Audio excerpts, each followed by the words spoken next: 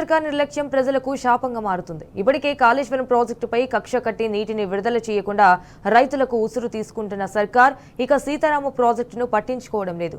20 నెలలైనా పైసా పని చేయలేదు. పంప్ హౌస్ వరకు విద్యుత్ లైన్ వేసి చేతులు దులుపుకుంది.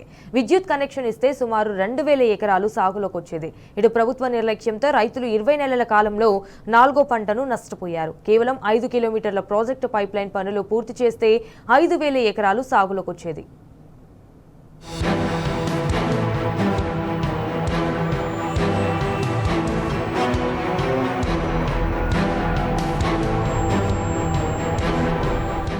కాంగ్రెస్ సర్కార్ సీతారామ ప్రాజెక్టును పక్కన పెట్టేసింది.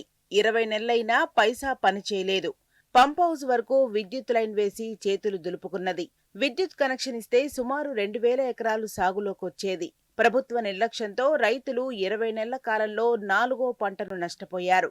కేవలం 5 కిలోమీటర్ల ప్రాజెక్టు పైప్లైన్ పనులు పూర్తి చేస్తే 5000 ఎకరాలు సాగులోకి వచ్చేది.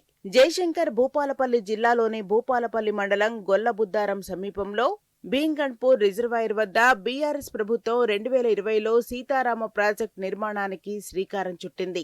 మెట్ట భూములు సాగులోకి తేవాలనే లక్ష్యంతో 64 కోట్ల రూపాయలతో కేసీఆర్ సర్కార్ ఈ ప్రాజెక్టుకు శ్రీకారం చుట్టింది. పంప్ హౌస్ సబ్స్టేషన్, 14 కిలోమీటర్ల పొడవున పైప్లైన్ నిర్మాణం చేపట్టి గండికామారం, గొల్లబుద్దారం, దూదేకులపల్లి, దీక్షకుంట గ్రామాల రైతులకు సాగునీరు అందించాల్సి ఉంది. కాగా పంప్ హౌస్ సబ్స్టేషన్ నిర్మాణంతో పాటు 9 కిలోమీటర్ల పొడవున పైప్లైన్ నిర్మాణ పనులు పూర్తి చేశారు. పంప్ హౌస్ సమీపంలో 4 ట్రాన్స్ఫార్మర్లు ఏర్పాటు చేసి నీటిని ఎత్తిపోసేందుకు 240 హెచ్పీ మోటార్లు 4, 170 హెచ్పీ మోటార్లు 3 ఏర్పాటు చేశారు. మరో 5 కిలోమీటర్ల పొడవు పైప్లైన్ నిర్మాణం చేపట్టాల్సి ఉన్నది.